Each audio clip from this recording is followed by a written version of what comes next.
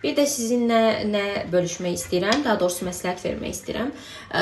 Əgər belə deyim də, daha sağlam bir seçim istəyirsinizsə, taxtadansa şüşə doğrama lövhələrinə, bir də ki, polad olanlara üstünlük versəniz məsləhətdir. Nəyə görə? Çünki taxta qoxunu özünə həbs edən bir şeydir.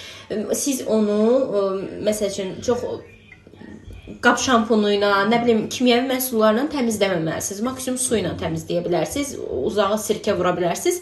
Yəni, ay, soğan doğrayıram, gözümü açdı.